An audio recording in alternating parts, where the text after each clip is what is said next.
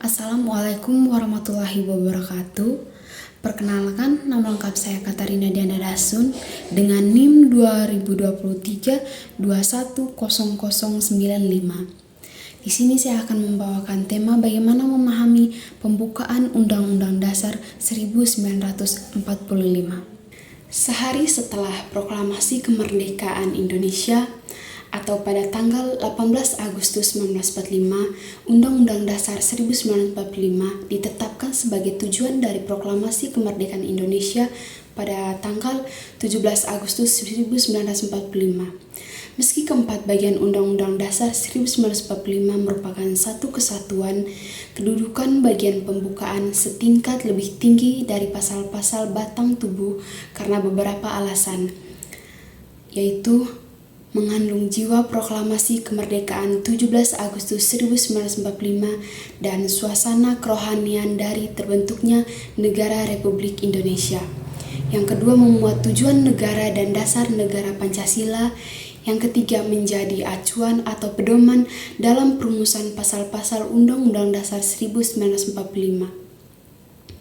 Pembukaan Undang-Undang Dasar 1945 merupakan stats fundamental norm atau yang disebut dengan norma fundamental negara. Pokok kaidah fundamental negara atau norma pertama yang merupakan norma tertinggi dalam suatu negara. Lebih lanjut, pembukaan Undang-Undang Dasar 1945 merupakan pokok atau kaidah negara yang bersifat fundamental serta mencapai kedudukan yang tetap dan melekat bagi negara Republik Indonesia. Yang berikutnya, bunyi alinea dan makna pembukaan Undang-Undang Dasar 1945.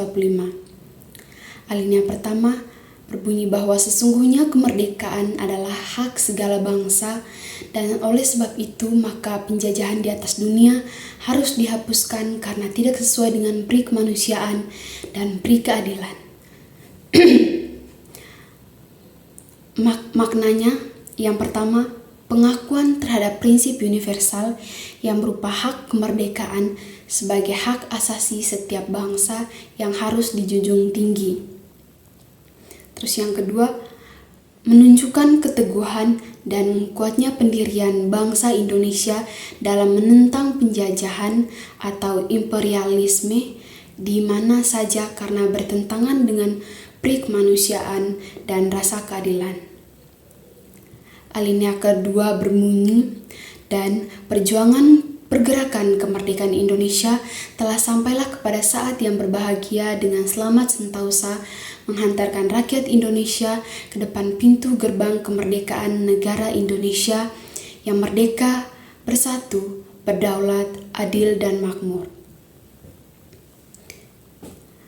Makna dari alinea kedua itu, yang pertama, pengakuan dan penghargaan secara objektif bahwa kemerdekaan negara Indonesia adalah hasil perjuangan dan pergerakan seluruh bangsa. Yang kedua, pengakuan akan kesadaran bahwa kemerdekaan negara Indonesia bukanlah akhir perjuangan, melainkan merupakan pintu masuk bagi terwujudnya sebuah negara yang merdeka, bersatu, berdaulat, adil, dan makmur.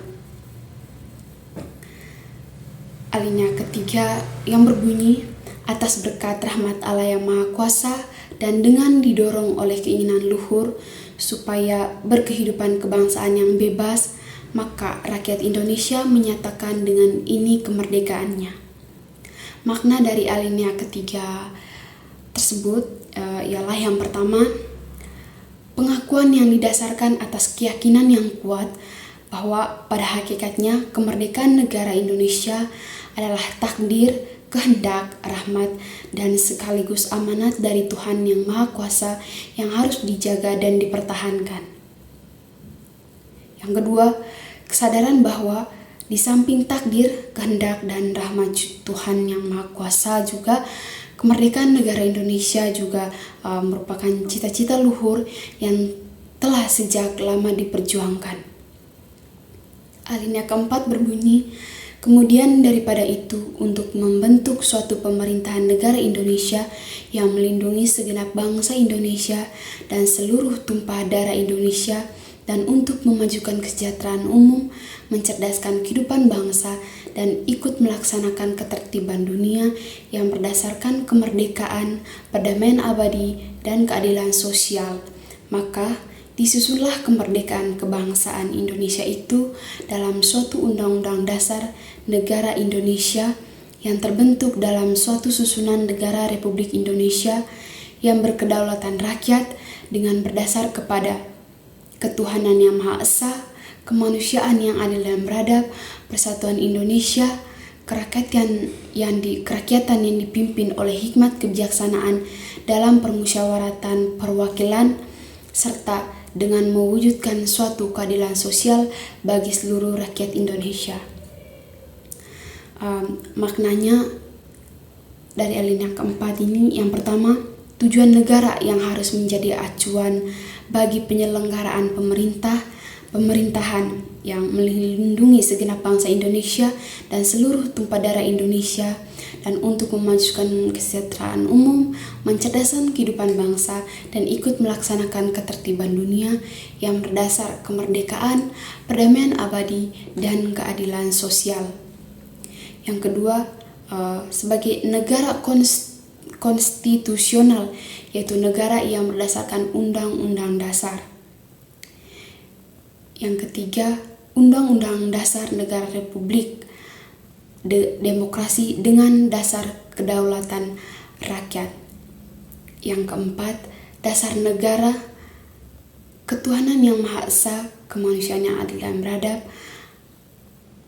persatuan Indonesia, kerakyatan yang dipimpin oleh hikmat kebijaksanaan dalam permusyawaratan perwakilan, keadilan sosial bagi seluruh rakyat Indonesia yang lazim disebut dengan Pancasila. Sekian dan terima kasih.